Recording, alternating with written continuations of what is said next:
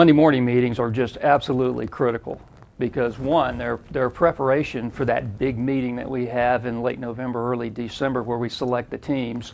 It's also important because during the year we kind of you can track, I think, how the different teams are doing.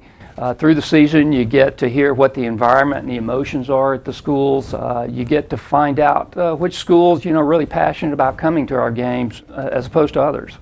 Having spent probably 10 years as a member of Florida Citrus Sports, going to a lot of these selection committee meetings, one of the things that I've found now as chairman that I appreciate more is all of the hard work that goes on with all of the scouts and all of the staff. I didn't realize going into this year just how many influential people Florida Citrus Sports touches in the bowl industry during this scouting process. For example, the last scouting meeting we probably had about 20 games that were scouted, and on average about 2 scouts per game, so that's 40 scouts going out. And if you listen to them give their reports, one of the things you see is they're touching at least 5 or 6 very influential, folks at the schools, at the conferences, with the TV networks. So, you do the math, that's over 200 people that are very important contacts for us to be making. And all of this, I think, is so critical about building our brand.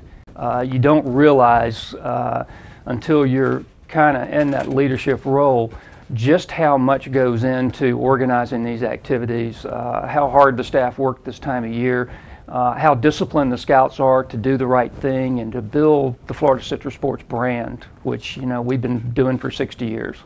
Great games in the SEC this past weekend. And as always, this time of year, you start to see teams flip-flop for us in terms of the bowl picture at the end of the year. The West certainly seems to be legit after 3 tough tests, 1 from the Big East and 2 inside the SEC.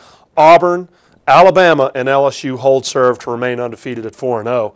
Florida takes care of Kentucky to remain undefeated in the East. South Carolina, though a very good 3-1 football team, lost a tough game this weekend. It looks like that race could go down to the wire between those 2 teams, and the West is definitely going to be wild.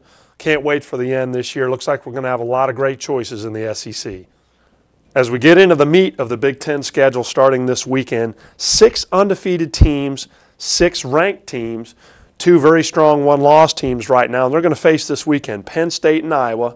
You got Wisconsin and Michigan State, both undefeated, getting together, and Michigan, Indiana. It's going to be a lot of fun in the Big Ten, and it starts this weekend. The ACC, always an interesting conference. At the end of the year, it's the one conference of our 4 partnerships where we pick in conference record. Conference wins and losses means everything. One undefeated team right now in the ACC in NC State. An interesting beginning to the year. They look strong. Been a little while since they've been to Orlando, and it's been a lot of fun every time that we've had them. Big game this weekend against Virginia Tech for the Wolfpack, especially for Virginia Tech.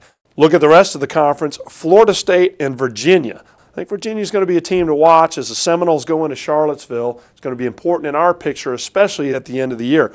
Miami and Clemson get together, the other huge tilt in the ACC this week. Going to be a lot of fun. It also looks like there's going to be a lot of choices for the Champ Sports Bowl at the end of the year. As we shift over to the Big East, it looks like there's going to be a lot of choices at the end of the year in that conference as well for the Champ Sports Bowl.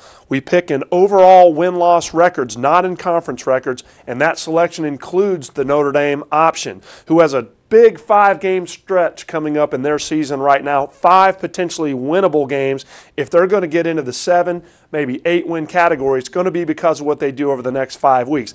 The Big East teams, a lot of them with 1 loss right now, start to play each other, and we're going to figure some things out in the next few weeks. Who's going to be the front runner for Orlando, I think, starts this weekend.